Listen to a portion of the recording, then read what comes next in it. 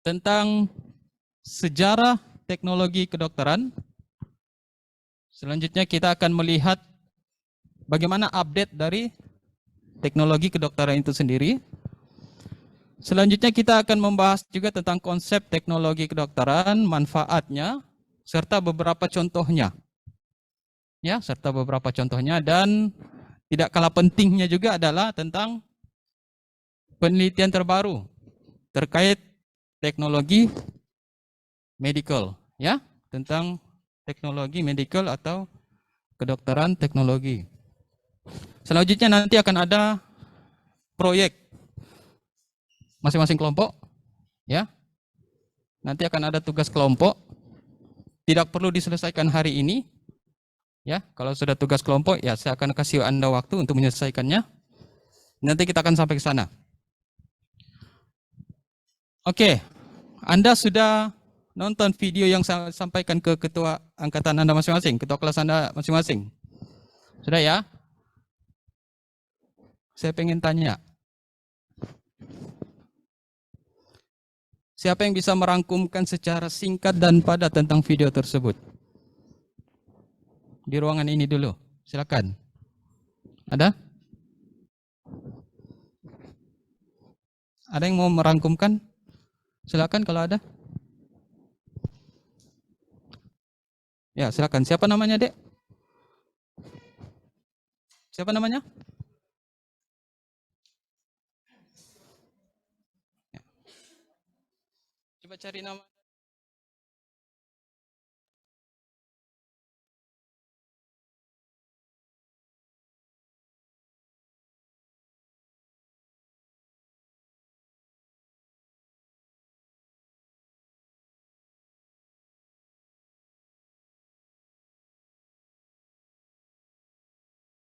Ya, silakan. Apa yang bisa Anda rangkumkan secara singkat?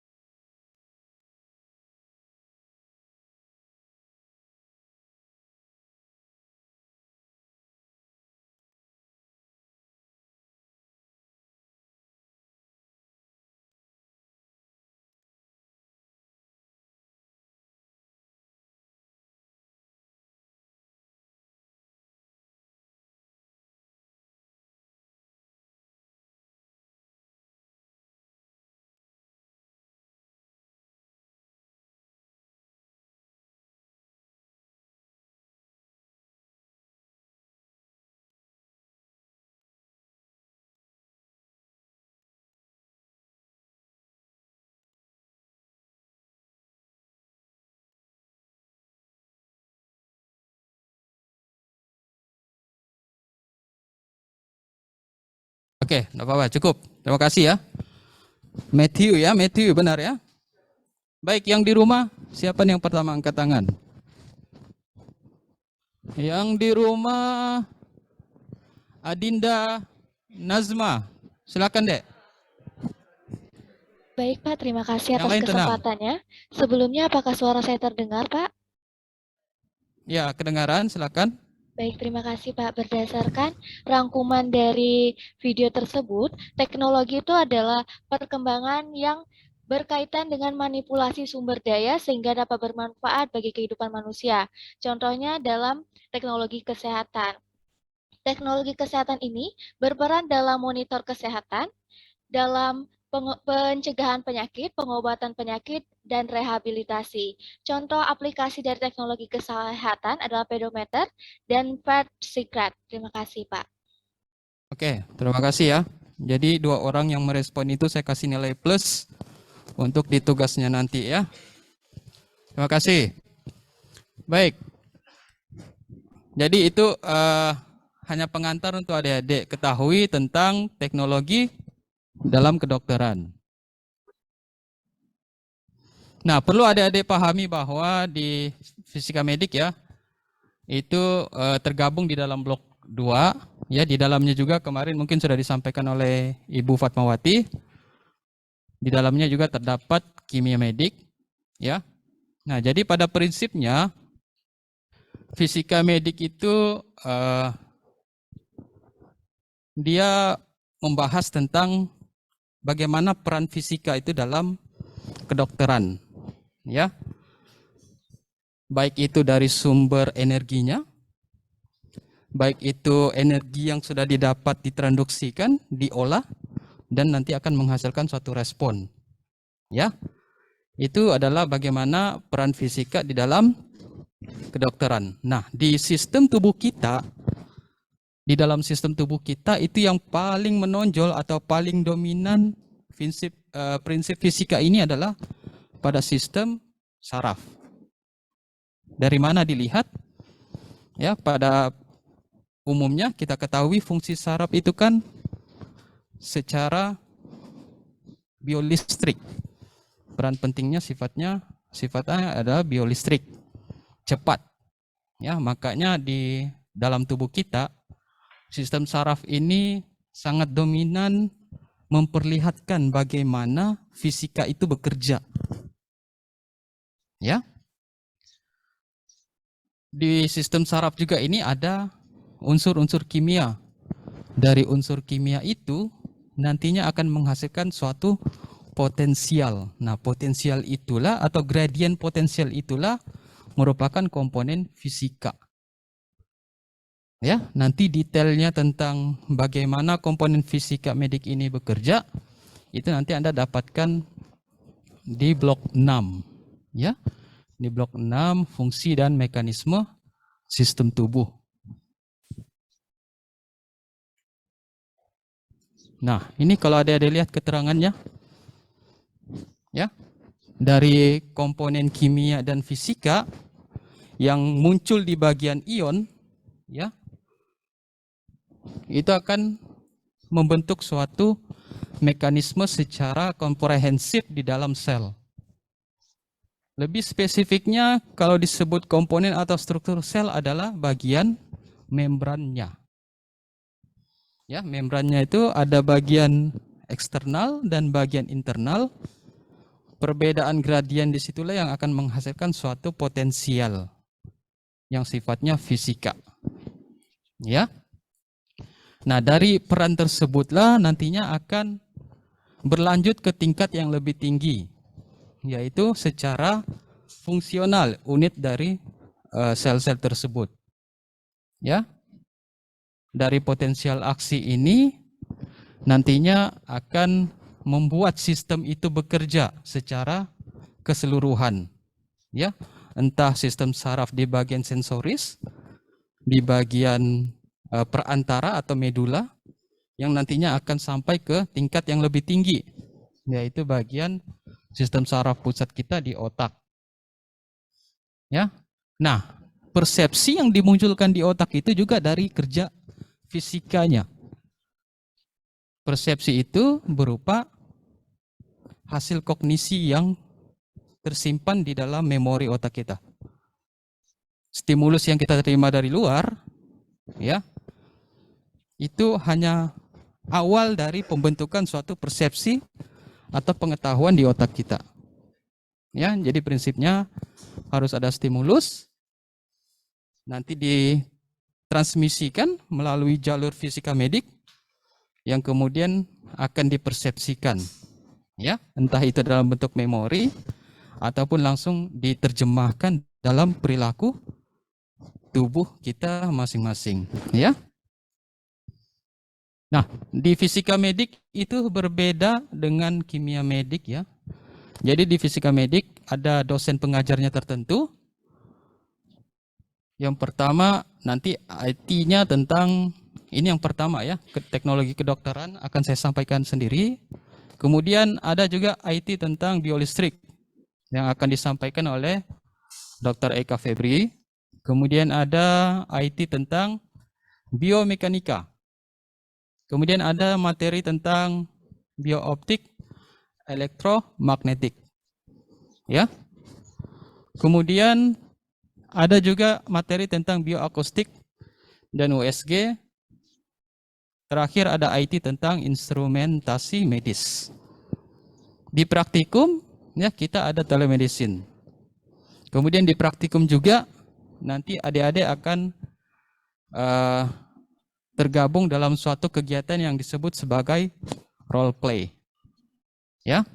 Jadi secara kesimpulannya di fisika medik ini akan ada 5 IT, 2 skill lab-nya, ya, atau 2 praktikumnya, kemudian ada 3 role play-nya. Ya.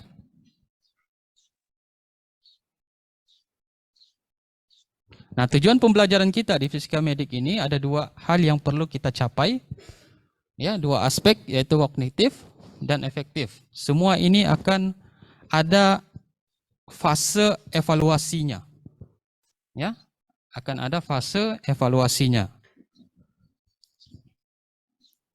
Untuk tujuan pembelajaran kognitif, ya, itu nanti adik-adik akan diminta untuk mengerjakan kuis ataupun tugas. Itu nanti tujuannya untuk mengukur ketercapaian kognitif adik-adik. Ya, baik itu materi biomekanik, biooptik, bioakustik, biolistrik, instrumentasi medis, dan teknologi kedokteran. Ya, teknisnya ya seperti yang Anda lihat di kolom sebelah, dengan cara baca atau nonton materi, kemudian diskusi dan kuis, kemudian akan ada tugas luring. Ya, seperti tadi saya sudah jelaskan, akan ada kerja kelompok, tugas kelompok. Ya, kemudian ada penilaian melalui mekanisme asinkronisasi, e-learning. Nah, adik-adik ingat ya, setelah kuliah ini saya akan membuka e-learning Anda. Di e-learning saya itu di blok 2, cari topik tentang teknologi kedokteran. Saya mulai bukanya jam 10 nanti. Berakhirnya jam 4 sore. Di dalam e-learning itu akan ada kuis yang adik-adik harus kerjakan. Jadi diingat, saya mulai bukanya jam 10, berakhirnya jam 4 sore. Silakan diakses e-learningnya. Sudah bisa akses semua ya? Oke. Nah, kemudian adik-adik juga harus pahami nilai untuk fisika medik yang nantinya akan digabungkan ke dalam blok 2 itu tergantung kepada dosen masing-masing, pemegang IT dan pemegang topik praktikum. Ya. Jadi tidak sepenuhnya dari saya. Saya hanya merangkum beberapa nilai dari tim dosen. Ya. Jadi usahakan adik-adik harus fokus di setiap IT, di setiap praktikum. Karena beda-beda penanggung jawabnya. Ya.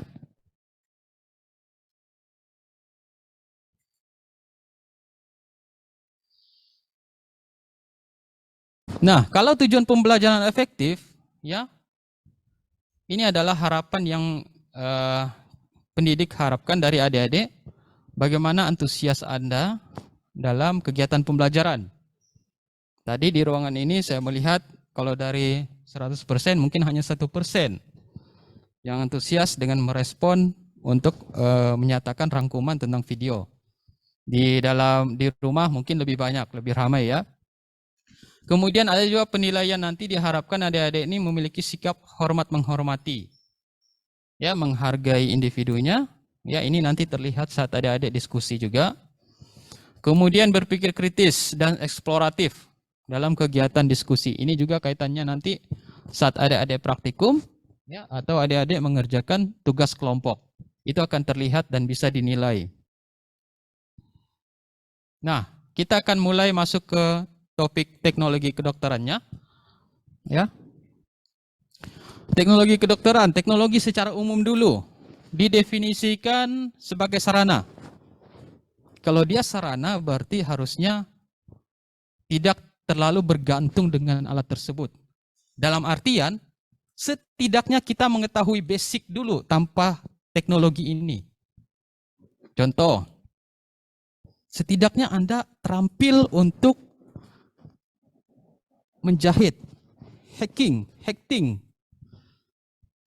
luka atau jaringan yang robek sebelum menggunakan suatu alat tertentu.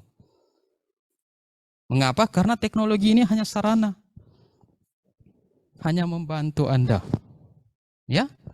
Jangan bergantung dengan teknologi. Setidaknya Anda yang memiliki keterampilan dasarnya dulu. Jangan mentang-mentang Anda hidup di zaman modern, penuh dengan teknologi, sepenuhnya Anda bergantung dengan teknologi. No. Jangan bersikap seperti itu. Anda akan salah kaprah jika teknologi itu bermasalah. Ya. Jadi usahakan maksimalkan dulu keterampilan dasar Anda sebelum bergantung kepada teknologi. Karena teknologi ini hanyalah sarana. Ya. Dari teknologi ini didefinisikan juga sarana yang menghasilkan alat-alat untuk membantu kehidupan manusia. Ya. Nah, sekarang ke konsep ilmu teknologi. Ya, ilmu teknologi, pengkajian dari seni terapan nanti membantu dalam bidang sains. Sains ini banyak ya, salah satunya adalah bidang kesehatan. Ya, bagaimana dilakukan pengkajian terhadap suatu ilmu rekayasa yang disisipkan ke dalam semua bidang, termasuk bidang kesehatan atau kedokteran. Ya. Jadi ini suatu pengkajian. Kalau disebut pengkajian tidak muluk-muluk langsung muncul. Ya, saya ingin sharing juga tentang teknologi yang saya sudah buat. Teknologi yang saya buat adalah pakan tikus. Pakan tikus itu produk teknologi. Walaupun tidak ada istilah unsur teknologi tidak di dalamnya, tapi itu adalah teknologi. Saya membuat pakan tikus yang sumbernya adalah vegetarian. Kalau pakan tikus standar, dia memiliki ada unsur daging di dalamnya. Nah, saya membuat pakan tikus itu tanpa daging. Sumber proteinnya saya ngambil dari kedelai. Itu adalah teknologi. Ya, itu contoh kecil teknologi. Nah, jadi di dalam pembelajaran ilmu teknologi ini, adik-adik mulai bisa mengkritis ya, mulai bisa berpikir kritis ya. Nantinya pasti ada manfaatnya nanti untuk adik-adik melakukan penelitian ke depan.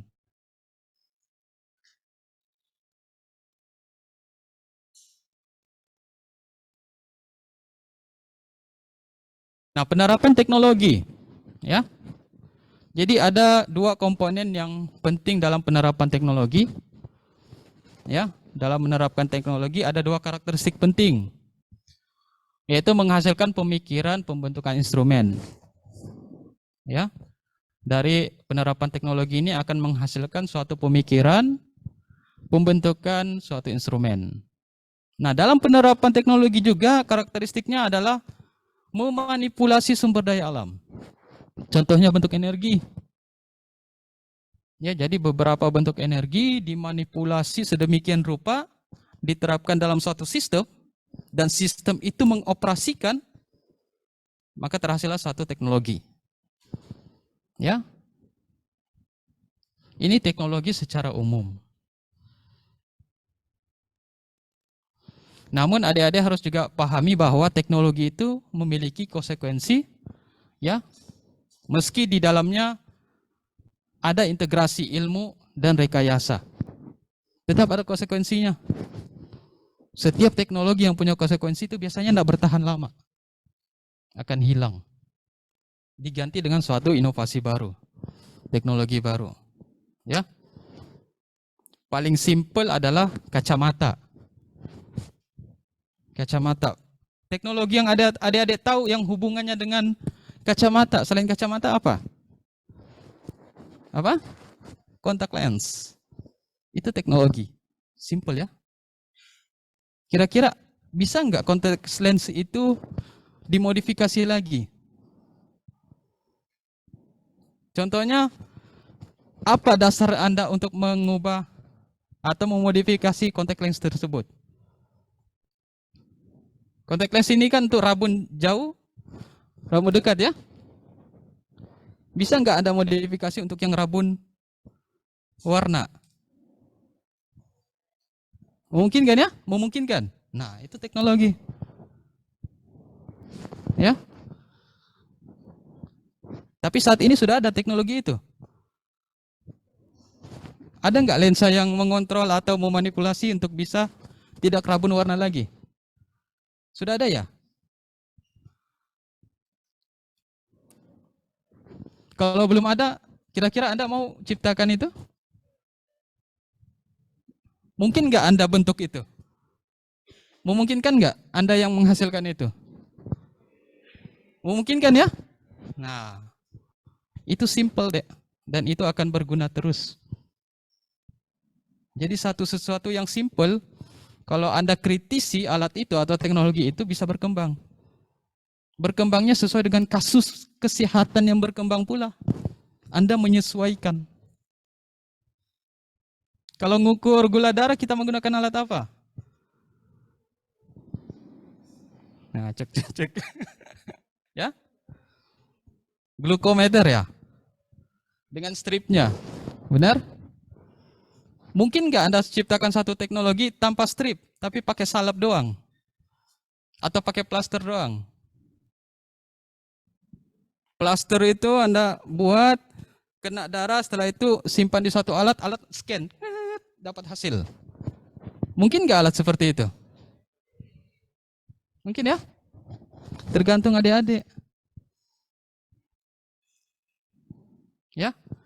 Anda sudah bisa melihat di lingkungan Anda sesuatu yang bisa dipermudahkan lagi dari ilmu teknologi ini.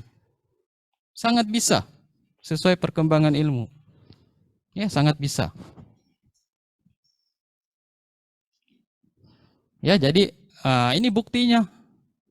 Kalau dulu pedometer yang sifatnya objek yang digantung entah digantung di kaki, ya, ditempel di kaki atau di bagian pinggang, ada benda pedometer yang kecil. Sekarang dia pedometer itu bisa berupa aplikasi. Benar ya? Lihat bagaimana ilmu itu berkembang. Bagaimana ke depan kalau di waktu ke depan tidak akan ada handphone? Aplikasi ini diterapkan di mana? Kebayang enggak?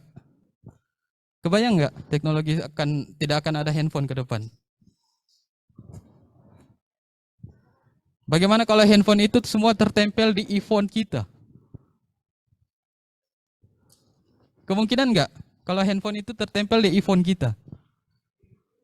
Hanya benda kecil itu tertempel di iPhone kita dan semua bisa mengoperasikan. Tanpa harus kita pegang handphone tetapi tertempel di iPhone kita. Tertempel di telinga kita. Sambil jalan sambil ngobrol. Lewat di kerumunan ramai dikira orang gila. Tapi itu teknologi yang mungkin terjadi. Entah di tahun ini atau mungkin di 10 tahun kemudian. Di zaman anak-anak Anda. Ya, tidak menutup kemungkinan.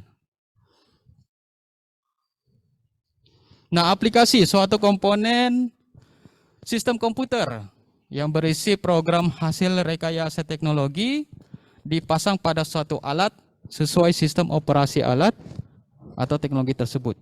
Jadi aplikasi ini prinsipnya suatu coding atau suatu perangkat teknologi yang hanya bisa beroperasi atau berfungsi pada suatu sistem yang mendukung aplikasi tersebut. Ya, tidak semua aplikasi itu bisa dioperasi. Buktinya banyak aplikasi yang justru mengganggu sistem handphone kita. Ya, jadi tidak semua rekayasa aplikasi ini bisa digunakan. Tergantung dari sistem yang mengoperasikan aplikasi tersebut. Ya, itu adalah prinsip atau konsep dari aplikasi. Ada syaratnya, tidak hanya aplikasi itu terbentuk, tapi bagaimana aplikasi itu bisa berfungsi dan bisa digunakan, ya.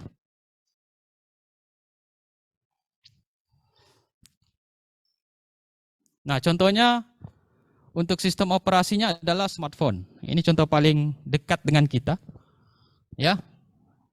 Saya bilang dekat, bisa saja dalam 24 jam ini tidak lepas di samping kita terus.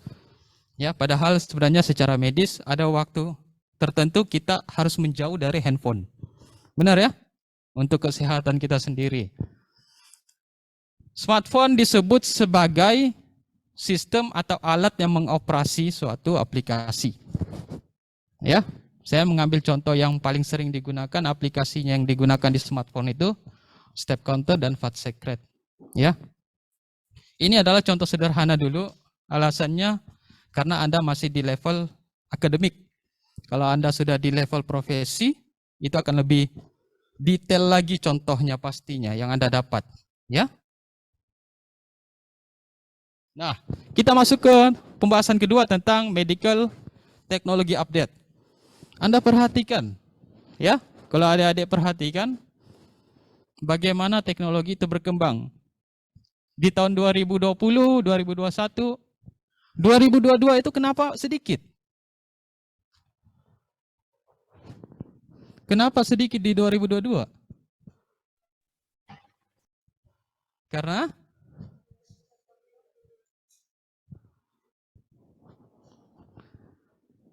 ya, bisa saja ada modifikasi dari 2020 dan 2021 digabung atau dimix ke dalam satu teknologi di 2022. Atau saja karena 2022 ini belum selesai. Menunggu Anda mungkin ya. Ya, menunggu teknologi dari Anda. Contoh, siapa nama Anda, Dek? Anif. Mungkin di bawah itu teknologi dari Anif. Bisa jadi ya. Menunggu Anif yang munculkan di tahun ini.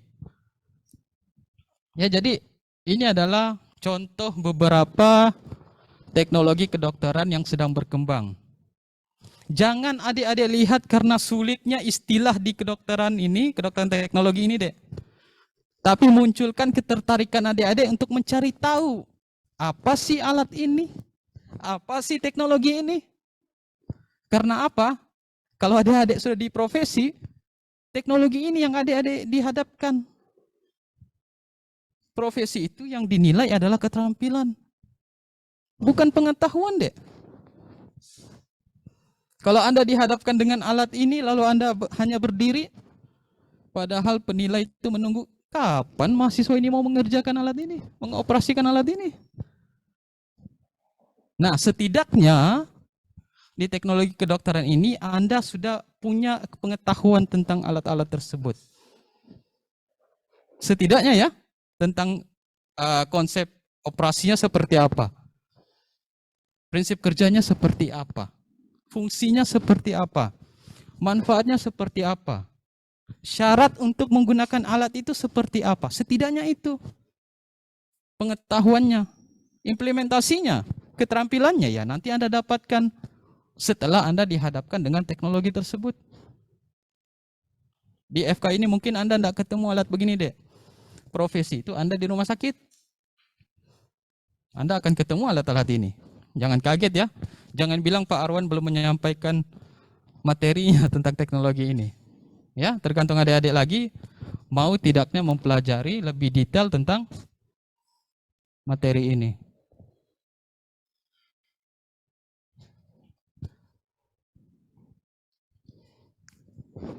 Nah, itu judulnya saya tidak baik ya. Kalau dari materi, kalau teknik presentasi ini kurang bagus ya. Terlalu gelap latarnya. Oke, kita masuk ke teknologi kedokteran. Sekarang spesifik ke teknologi kedokteran. Ya, tadi teknologi secara umum, sekarang teknologi kedokteran.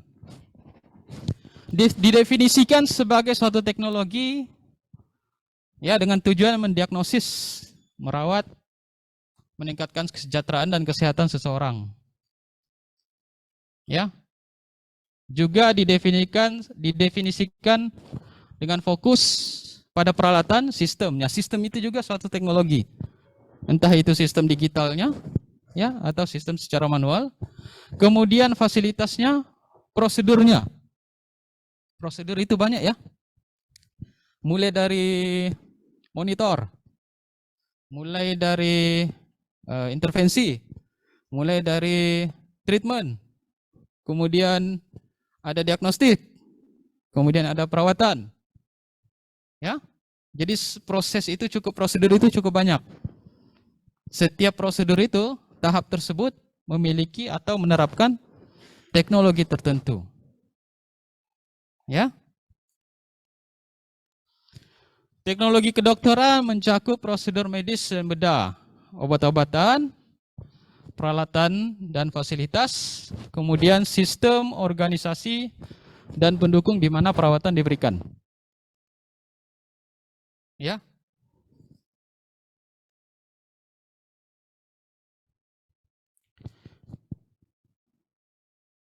Jadi ini adalah cakupan dari teknologi kedokteran. Prosedur itu di dalamnya ada teknologi diterapkan, obat-obatan dalam artian dalam proses pembentukan obat atau dalam proses pembuatan obat, kemudian dari peralatan dan fasilitasnya, ya, dan sistem organisasi itu juga saat ini menggunakan teknologi.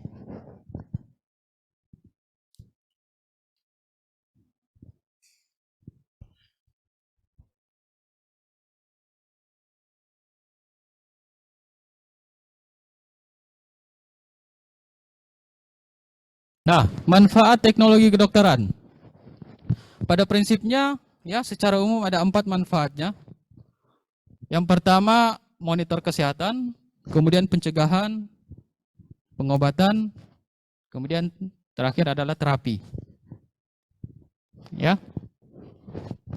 Pada aspek monitor kesehatan, sangat dibutuhkan kesadaran, ya, sangat dibutuhkan kesadaran, pemeliharaan derajat sehat, ya, melalui peningkatan teknologi. Nah, seperti adik-adik saat ini yang sedang belajar, setidaknya adik-adik mengetahui manfaat teknologi dalam aspek atau dalam hal memonitor kesehatan.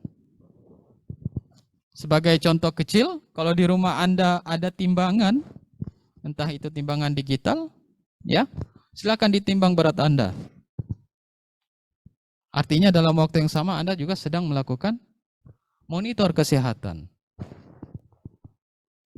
Untuk pencegahan, ya, pada prinsipnya ada dasar yang dijadikan untuk bisa menerapkan suatu teknologi. Ya, sebagai contoh, peningkatan jumlah penduduk lansia, peningkatan penyakit tertentu, entah itu infeksi atau non-infeksi. Ya, itu adalah dasar untuk bisa dilakukan suatu pencegahan. Meningkatnya prevalensi diabetes mellitus. Kemudian yang dewasa muda tidak terlepas juga dari penyakit-penyakit yang dulunya dikhawatirkan hanya pada kelompok tua. Sekarang dari beberapa riset ternyata kelompok muda juga potensi mendapat penyakit tersebut. Maka teknologi hadir untuk bisa melakukan pencegahan-pencegahan. Ya. Kemudian manfaat dari aspek pengobatan. Mencegah untuk terjadi penyakit tersebut berulang atau proses persembuhan atau proses menuju sembuh. Ya. Saya mengangkat satu contoh penyakit, kanker, yang banyak saat ini menggunakan teknologi.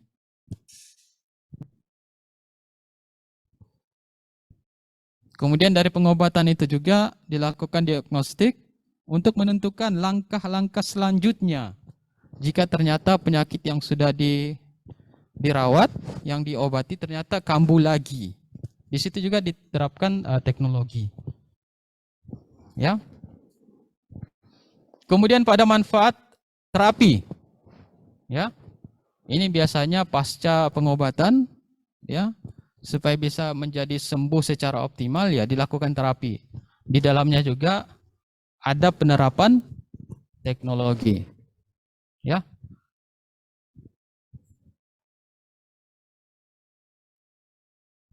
Contohnya, jadi contoh manfaat teknologi pada aspek monitor.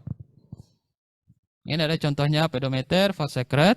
Ya, pada pencegahan kita ada alat deteksi dini penyakit seperti HIV, diabetes mellitus, gagal jantung, ya, kemudian PCR real time. Ini adalah alat-alat pencegahan. Kalau Anda di mall itu, apa alat pencegahannya? Kalau Anda pertama masuk di mall, thermal detector, ya, ada thermal detector.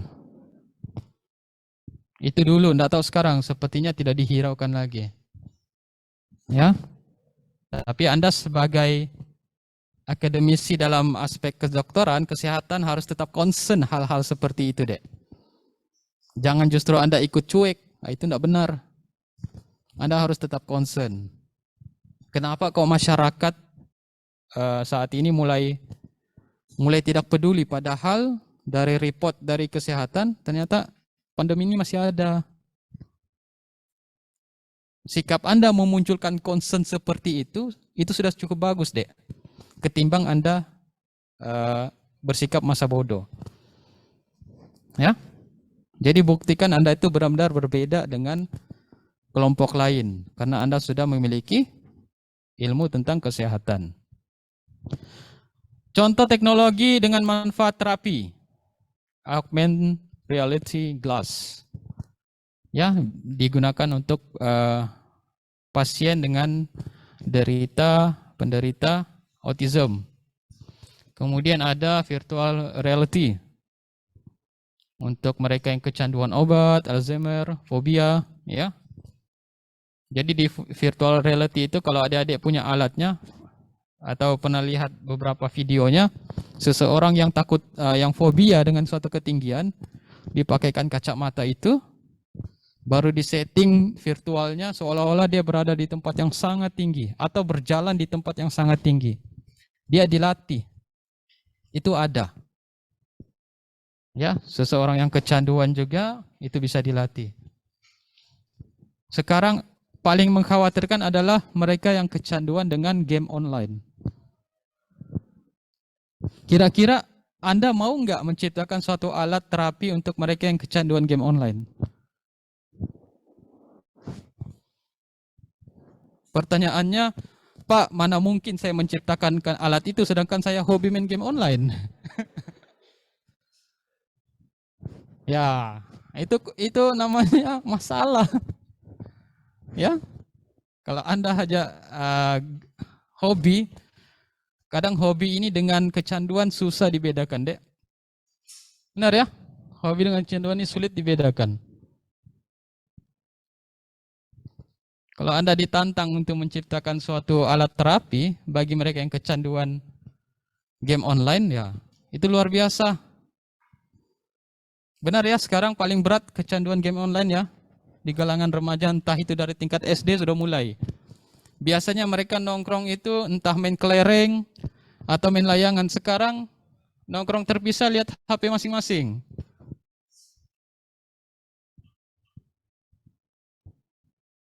Saya pribadi melihat itu sedih sebenarnya. Ya, skill komunikasi sudah mulai berkurang karena terlalu banyak melihat atau berkomunikasi dengan teknologi. Sebenarnya tidak salah komunikasi dengan teknologi ini. Tapi pembagian porsinya itulah dalam 24 jam harus bijaksana. Termasuk Anda juga mahasiswa ya. Game online kalau Anda untuk refreshing it's okay. Setengah jam. Tidak perlu lama-lama. Ya, setelah itu kembali ke buku. Ya. Jangan sebaliknya game online-nya 2 jam, bukunya setengah jam. Itu tidak benar itu. Ya, Anda harus bisa melatih diri deh ya. Ke depan Anda dapat ilmu yang lebih detail tentang kesehatan, lebih dituntut untuk memperbanyak membaca. Ya. Materi saya tidak terlalu banyak ya. Kalau saya tidak salah ini adalah materi terakhir. Oh ya, ini mungkin yang paling terakhir. Sudah mulai senang ya. Oke, ini adalah bukti bahwa teknologi kedokteran itu saat ini masih dilakukan penelitiannya. Ya, saya ambil 2 contoh penelitian. Sorry, bukan 2 ya, 4. Di 2 bulan terakhir. Itu bagaimana penerapan teknologi atau teknologi kedokteran itu mulai dibentuk. Ya. Anda lihat bagaimana transplantation, current technology. Ya, dengan memanfaatkan potensial biomedical application. Nah, ini aplikasi penerapannya. Ya. Kemudian teknik screening untuk COVID, penerapan teknologi. Kemudian real time pressure injury assessment. Ada penerapan artificial intelligence AI. AI ini juga cukup detail dan paling sering digunakan saat ini. Ya, adik-adik harus terbiasa dengan istilah ini. Ke depannya adik-adik tidak akan kewalahan untuk belajar di blok-blok yang lebih tinggi. Kemudian kita mengenal medical nano. Konsep nano itu ya sudah mulai diterapkan di tahun 2021. Ya, medical nano itu sudah mulai diterapkan. Bagaimana teknologi nano ini bisa membantu mempercepat proses persembuhan, ya, bisa membuat efektifnya proses perawatan dan kontrol dari suatu terapi. Ya, jadi aplikasi teknologi yang sifatnya nano sudah mulai detail digunakan sejak tahun 2021.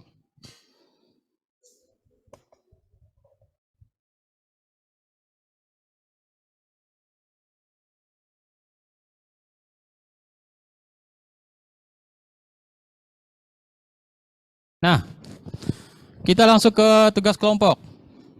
Yang di rumah slide-nya masih jelas ya? Masih, Pak. Masih, Ya. Pak. Ini tugas kelompoknya. Adik-adik tiap kelompok ya, tiap kelompok itu membuat suatu pamflet. Ya, membuat satu pamflet. Yang saya dapat laporan total kelompok Anda ini ada 24 ya. Satu angkatan. 24 kelompok sesuai kelompok tutorial.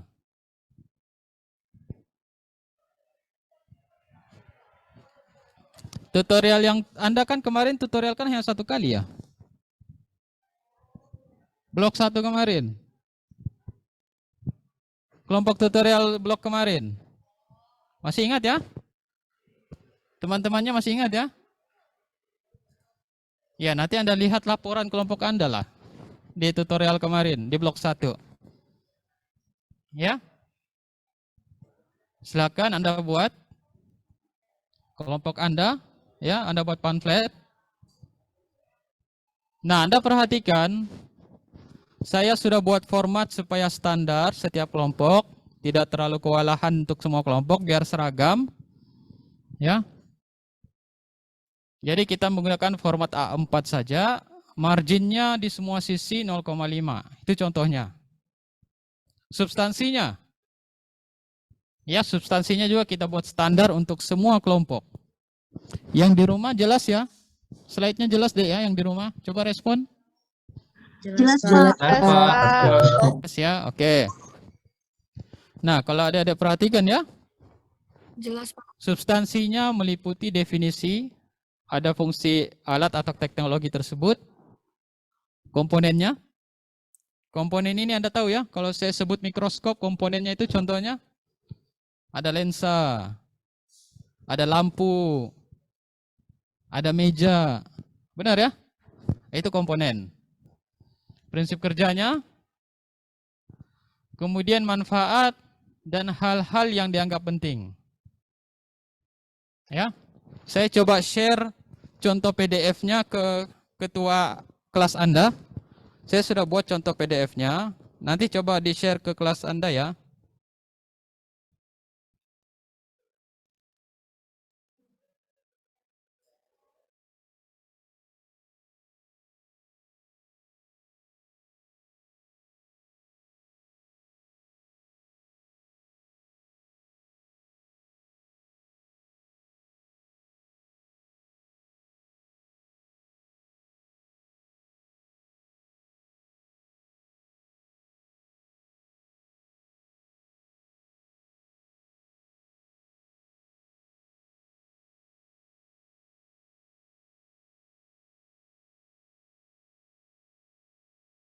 Coba cek ya, yang menerima contoh pamfletnya silakan di-share ke teman-temannya ya.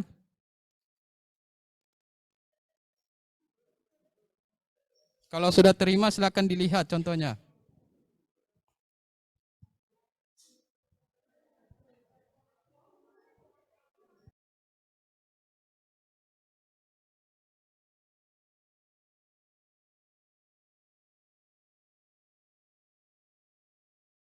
Coba Anda lihat, ya. Anda lihat contohnya. Coba Anda buka filenya. Nah, di file itu tergantung kreativitas adik-adik, ya. Layoutnya sama. Kita sepakati layoutnya sama. Substansinya sama. Teknologinya nanti berbeda tiap kelompok. Tata letak gambar juga Anda bisa modifikasi. Ya. Nah, kemudian Anda lihat. Di contoh itu saya sisipkan link video YouTube-nya. Anda bisa klik nggak?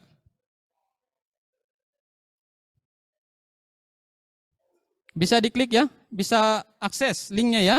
Yang di rumah bagaimana? Bisa, Bisa Dok. dong. Bisa, Pak. Link YouTube-nya bisa diakses? Bisa. Pak.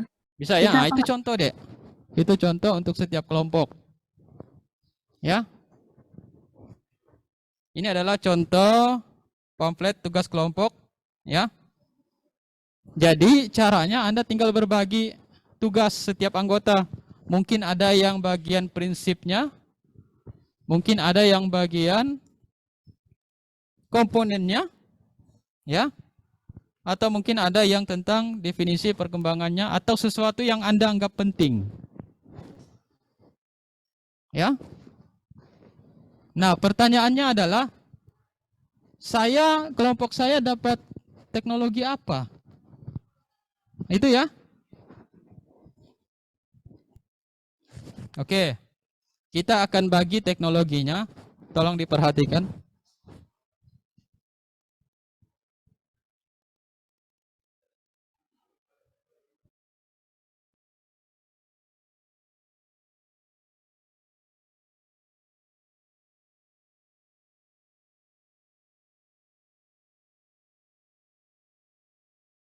Siapa punya aplikasi?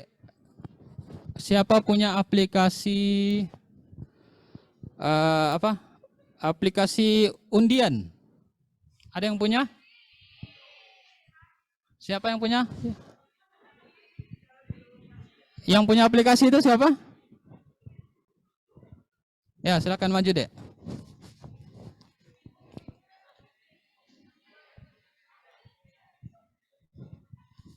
Mana aplikasinya? Ada di sini. Berarti buka dulu. Saya stop share dulu ya.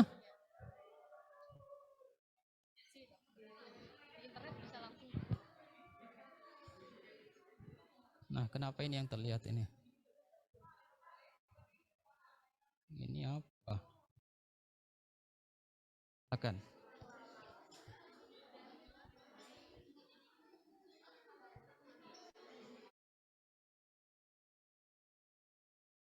Oke, yang lain tenang dulu ya. Anda harus bisa bedakan antara pasar dan ruang kuliah, deh. Ya. Terbiasa harus biasakan pasar dan ruang kuliah.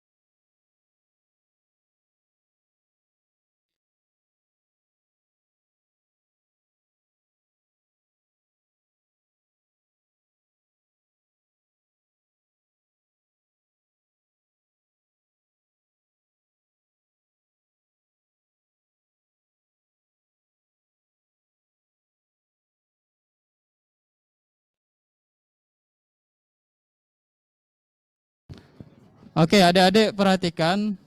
Ini ada pilihan yang di sini belum tampil, yang di ruangan. Yang di ruang terlihat.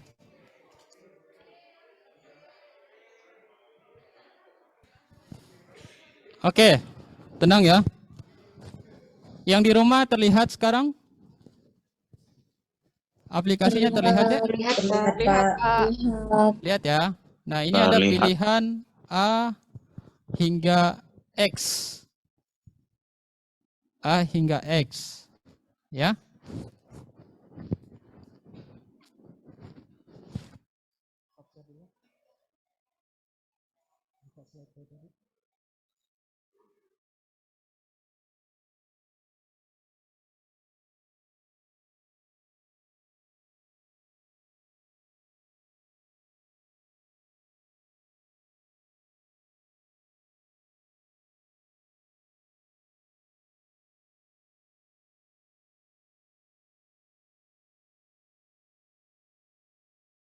Oke, enggak apa-apa sampai alih. Ya. Oke, ada lihat. Yang di rumah lihat nggak? Kenapa yang di sini tidak?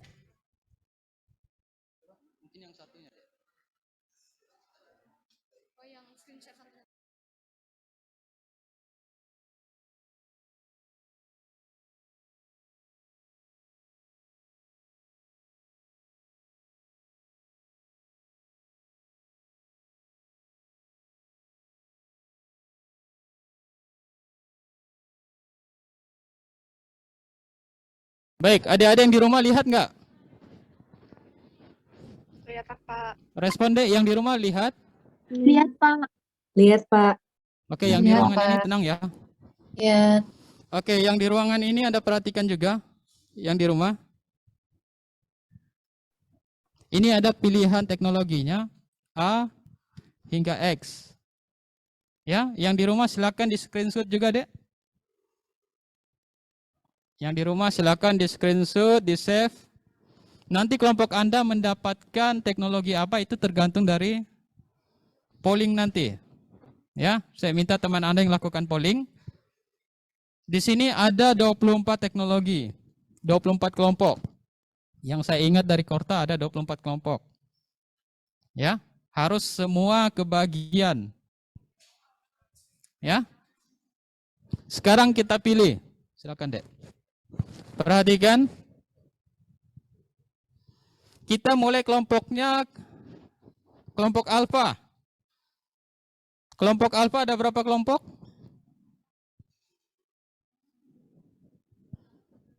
Mana ketua kelasnya kelompok alfa? Silakan yang di rumah, siapa ketua kelasnya kelompok alfa? Yang di ruangan tenang. Siapa, Dek? Saya Dok, izin menjawab Dok. Saya ketua kelas Alpha Dok. Ada berapa kelompok, Dek? Yang di ruangan tenang ya, saya tidak dengar suara teman Anda. Ada 4 kelompok Dok. Alfa ada 4 kelompok. Ya. Yang di ruangan tenang ya. Saya tidak dengar suara teman Anda.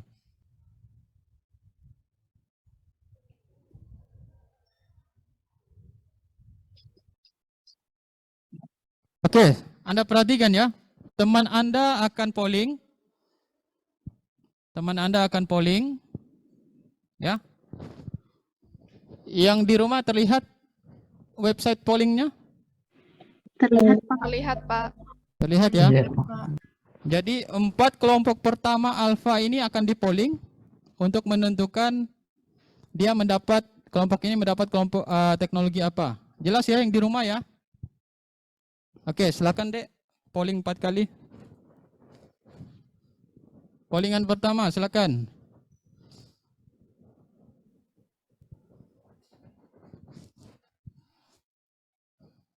Dapat M. Catat ya. Silakan Dek, polling kedua.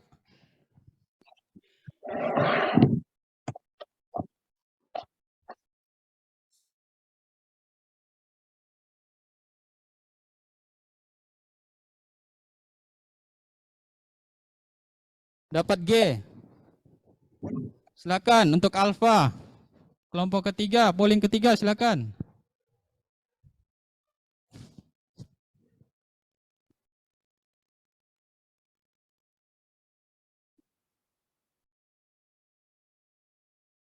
Dapat H. Lanjut. Polling berikutnya.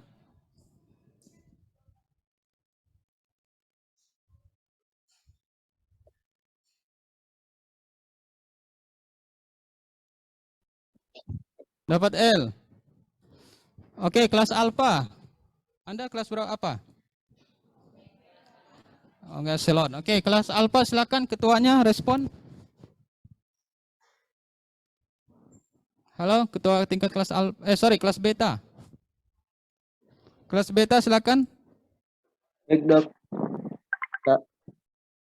Yang di ruangan tolong tenang, Dek. Siapa ketua kelasnya beta?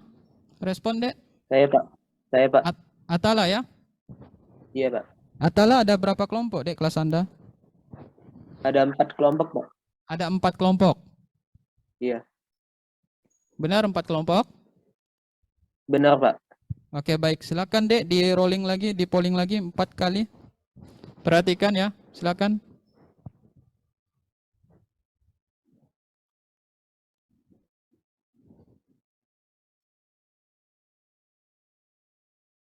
Oke, dapat S. Silakan yang kedua, Dek.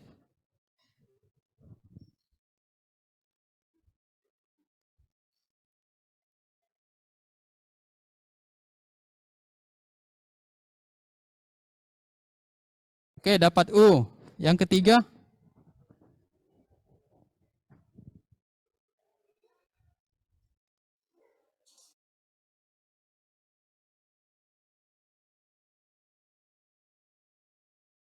Dapat Q.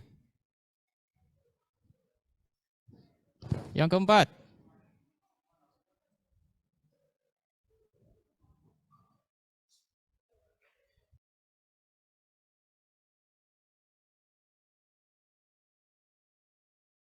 Oke, dapat K. Kelas Delta. Ketua kelas Delta silakan. Iya, iya Pak. Ada berapa kelas kalian, Dek? Ada 4 kelompok. Ada 4 kelompok, sorry. Silakan, Dek, di polling lagi.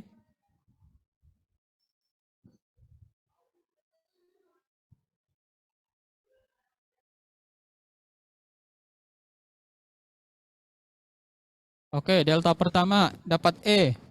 Yang kedua silakan. Tolong yang di ruangan tenang ya.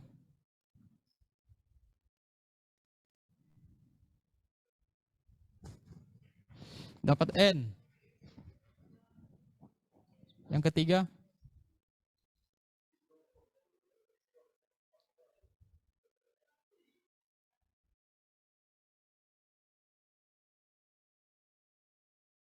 Dapat P. Yang keempat.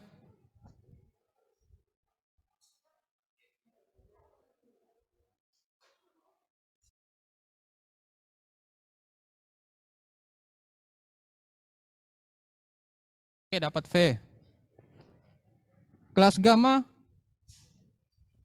Berapa kelompok, Dek? Untuk kelas gamma ada 5 kelompok, Pak. Kelas gamma 5 kelompok. Silakan, Dek, 5 kali.